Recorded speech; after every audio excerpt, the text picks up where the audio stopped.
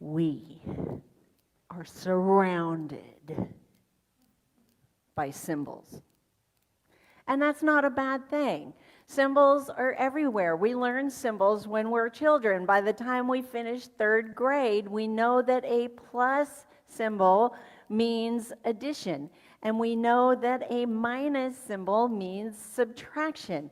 And we get a little bit older and we learn how to drive. We know that when the arrow points that way, we should go right. And when the arrow points this way, we should go left. Symbols are a visual shortcut for us to recognize that something means something. And that something is what we agree upon as a collective. And when I say a collective, I mean like our family agrees on it, or our country agrees on it, or the whole world agrees on it, our religion agrees on it. They are representative. They're that outer representation of an idea, a belief, or something we value. So let me give you two examples. On your left is a symbol that in this country stands for most people. For most people, it stands for democracy and freedom.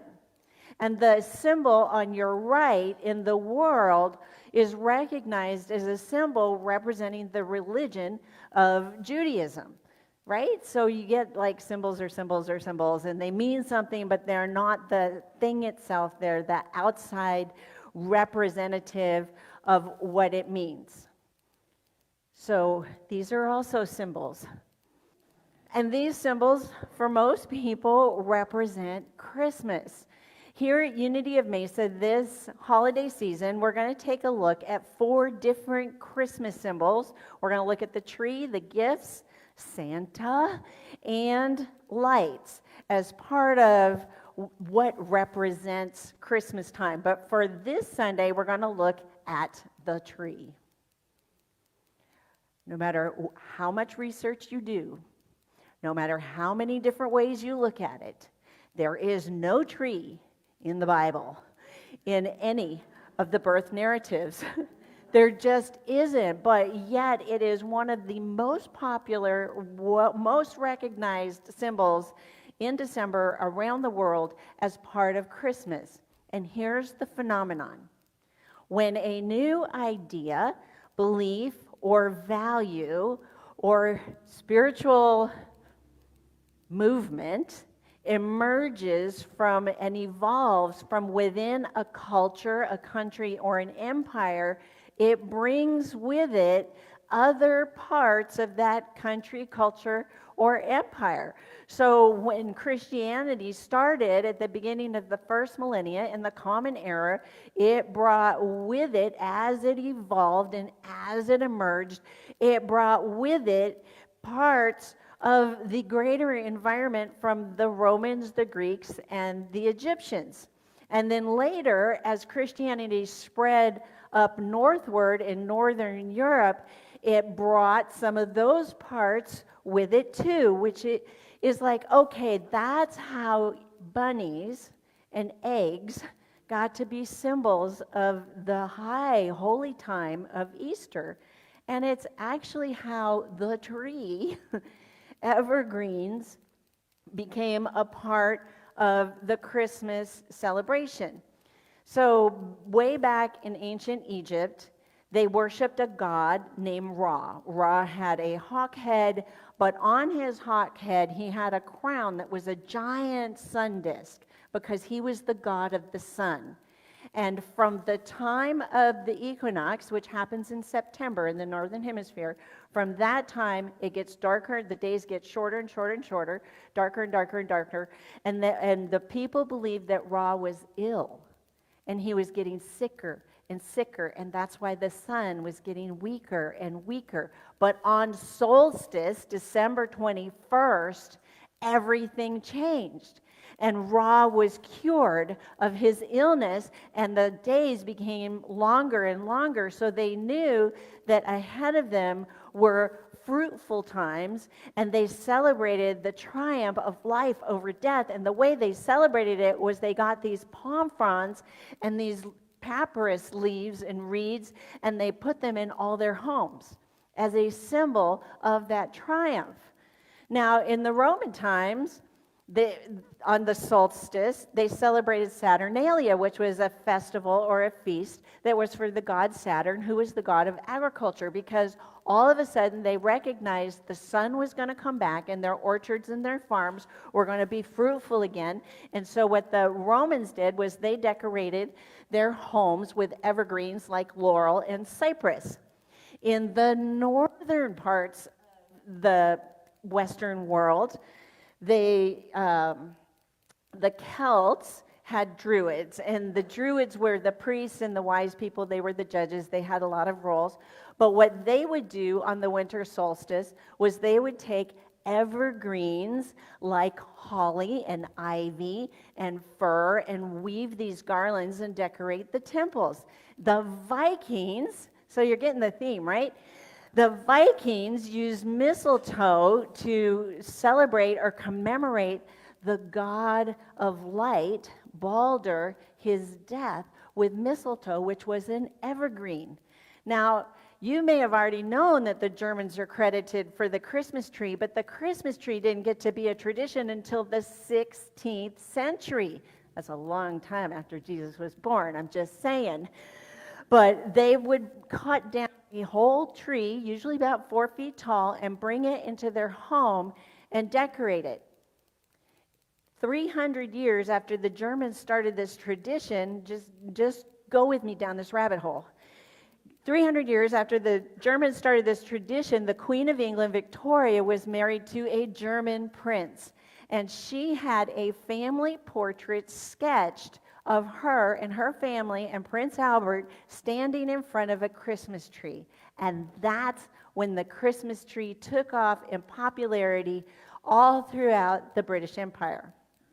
Now, the Americans, independent people that we are, were a little slow on the uptake to bring this kind of decoration into our environment.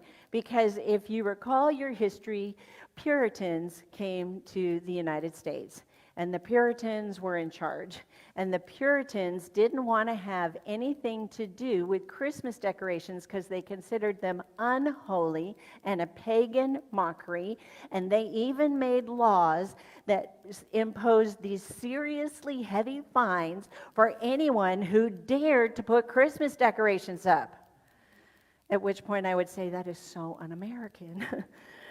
But it's the un-American of today. It was very American at the time.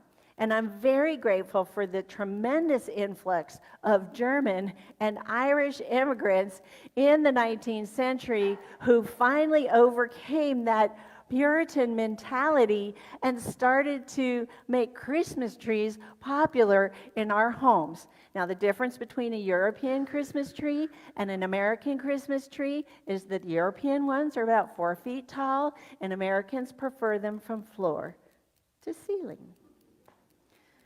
That's the end of the rabbit hole.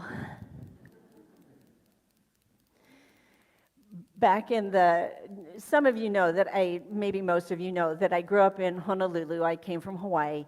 And the way we got our Christmas trees was because they were all shipped in. So sometime in September, those Christmas trees were cut down. They were shipped from wherever they were to the West Coast. They were put in a container, and then they crossed the ocean, and they usually arrived the week before Thanksgiving. So the challenge to have a Christmas tree in Hawaii was you had to get it right away because it needed water like nobody's business, and you would put it up in your house, and then it became a daily practice to vacuum up all the needles on the floor every day. And you really just hoped and hoped and hoped that by the time Christmas came, there would be enough green on the tree that you could say it was a live tree. So sometime in the 1970s, and I don't remember the year, and I tried to look it up, but I don't know, I just couldn't get there yesterday. Sometime in the 70s, I don't know if it was a blight or a shipping strike, or there was some kind of problem where only a couple of thousand Christmas trees made it to Hawaii. My mother was enrolled at the university, and she was a very serious student. You know, she was an honors student, and she was very embroiled in her studies at the end of her semester. And so she told me and my dad that we were in charge. And my dad and I drove all over Honolulu like crazy people trying to find one of these 2,000 trees that made it, and we didn't get one. So what we did, my dad and I, was we went in the backyard and we dug up a mock orange tree, it was about this tall, and put it in a white 5-gallon bucket. So now you can imagine how excited my mother was. But it was our tree, and it was one step above a Charlie Brown tree, and it didn't even matter. At the end of the day, and by Christmas, it didn't even matter, because in our hearts, it represented what Christmas was to us. I think we get over fixated on manifesting those outward symbols. I think we forget that those outward symbols are merely a representation of the idea, the belief system, and the value that we have in this season of joy and this season of love. And then I wanted to remind you some very important things about yourself and about us as a collective, so I wrote it down. Because sometimes it's one thing to hear it, but it's another thing to see it. I want you to know that we have the power to be generous. We have the power to be kind. We have the power to overcome any darkness, any illness, and any perception of lack we see in our life. We have the power to hold that which is most valuable, that which we want more than anything. We have the power to hold that in our consciousness until it comes into being. Take a breath. Take a breath.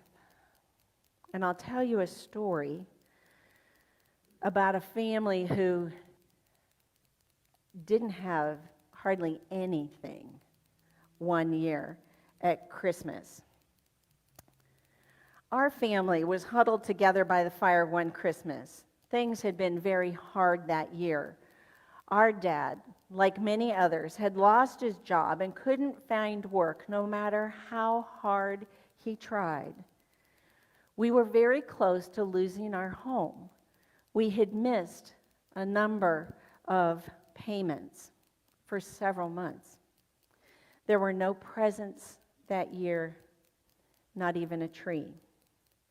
But instead of spending Christmas Eve complaining and despairing, we huddled together in the living room around the fire and decided that we were going to share gratitude for what we did have, and then to use our imagination to share what we wished we had gotten this Christmas.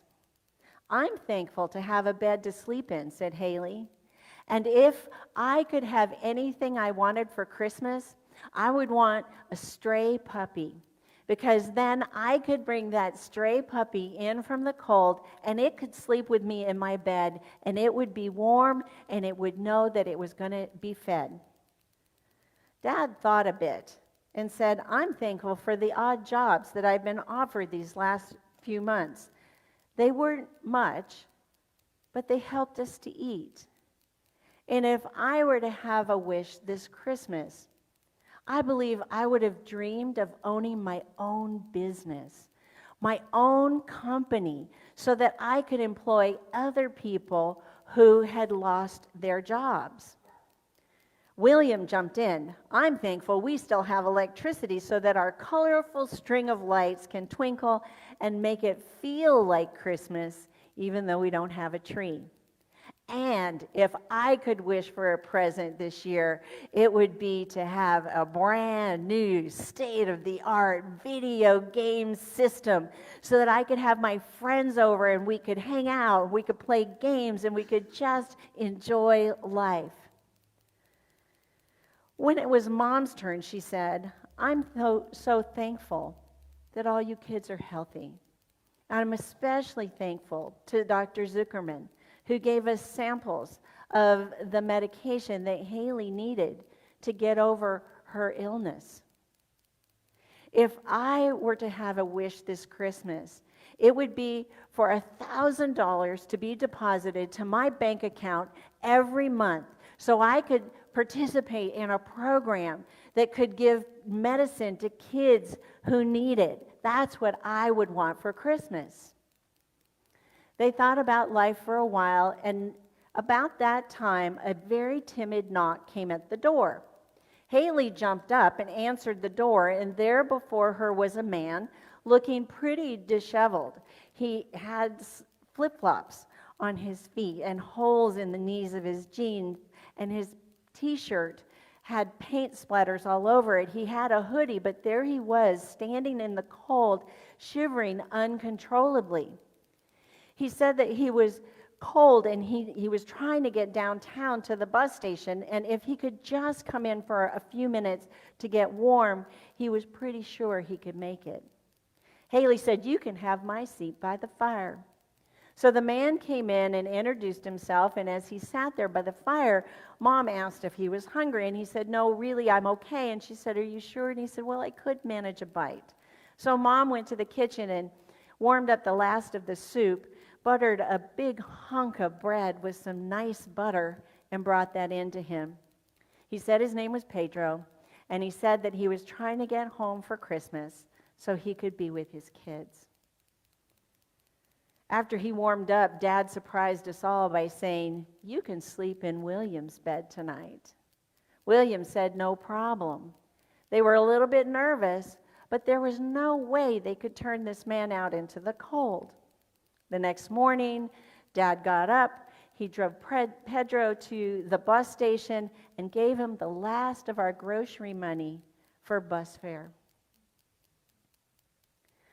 When Mom went in to William's room to change the sheets on the bed, there was a note. And the note on the pillow read, "I was cold and you took me in. I was hungry and you fed me. I was tired and you gave me your bed. Indeed, you are blessed and will inherit a great kingdom." None of us knew what to make of this piece of scripture, which came from the book of Matthew. We really didn't know what Pedro meant by leaving us that note. But in the next few months, weird things began to happen. Almost right away, Dad got a job at a company he really liked. But then the owner of the company passed away. And in his will, he left Dad the ownership of the company. So Dad, and in it he said, "I trust you with the work that needs to be done, and I trust you to hire other people who are out of work." Out of the blue, on Valentine's Day, the local animal shelter, sent over a puppy with a huge red bow and said this was for Haley. Haley was so inspired by the gift that she started volunteering at the shelter with a goal to make sure that every pet that came into the shelter would find a home that was warm and that they had an assurance of making sure that the pet was fed. On the last day of school before summer, William came home and found a giant box with his name on it by the front door. It was a state-of-the-art video system. All the neighborhood kids spent the summer at our house playing Baldur's Gate, Zelda, and just hanging out.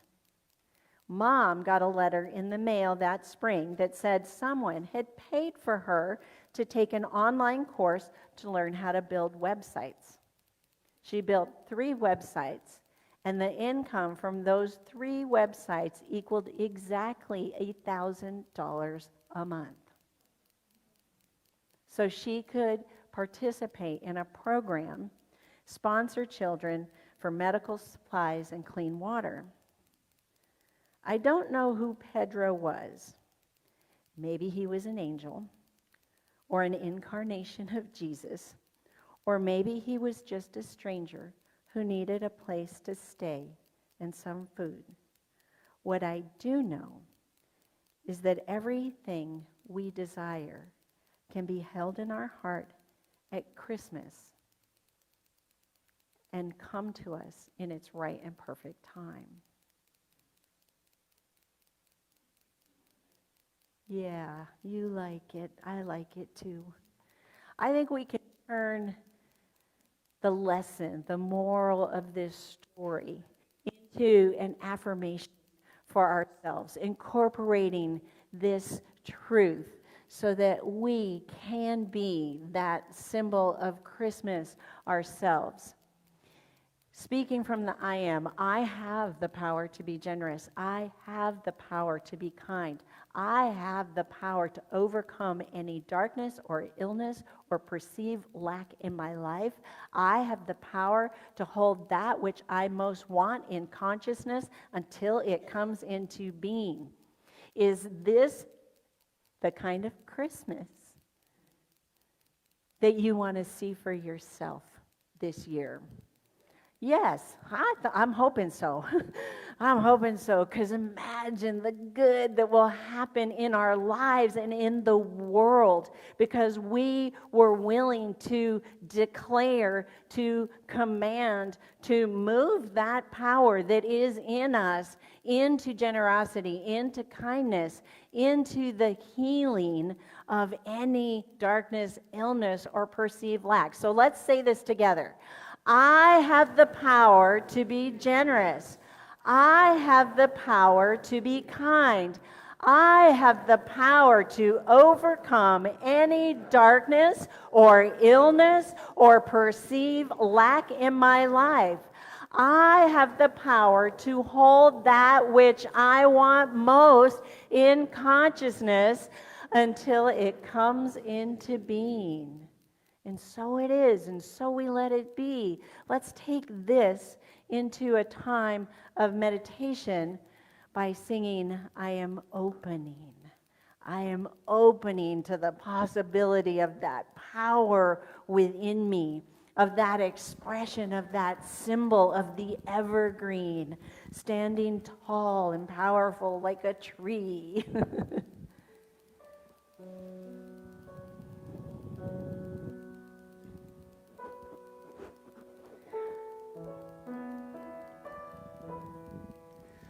I am opening.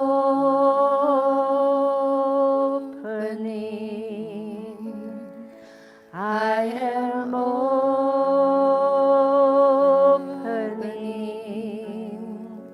My heart is ready to receive.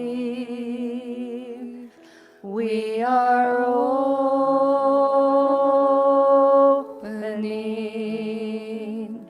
We are opening.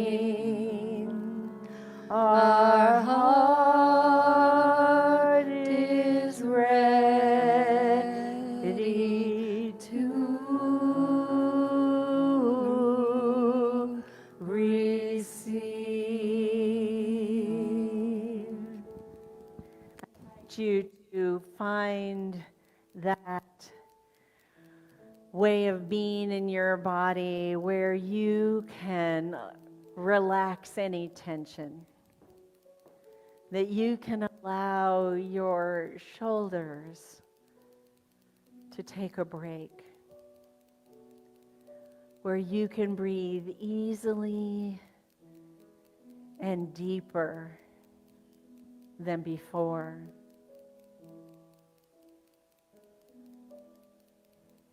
I invite you to even notice that you can relax your toes, and to let that tension go.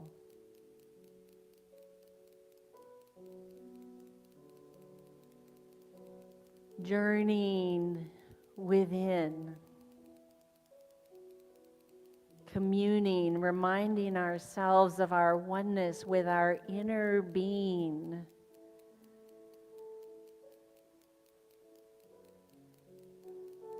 We remember that it is here in consciousness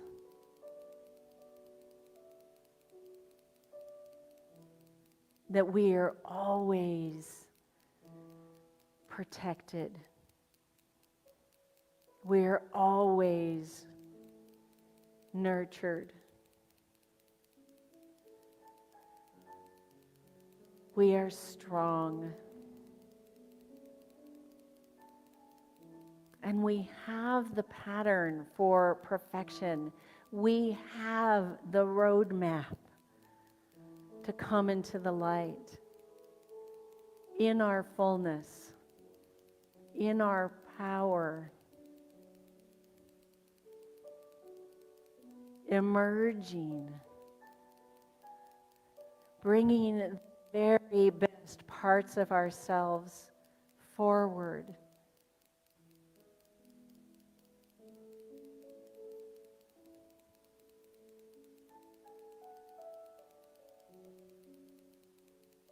It is here that we begin with gratitude, making ourselves, our consciousness, fertile ground from which our future grows.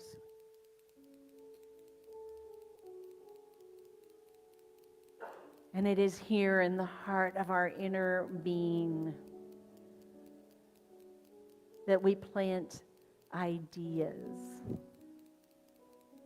desires, wants, and even needs.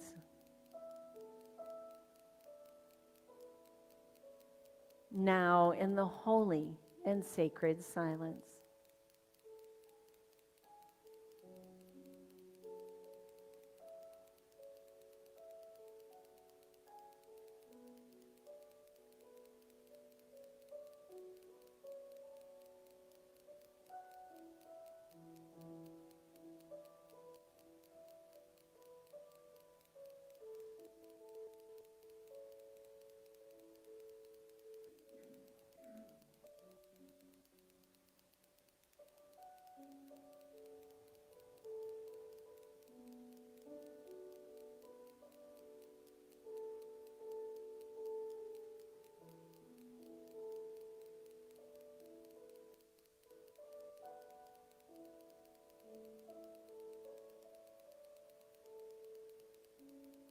It is from this fertile time that we come back into the material world, into our bodies, and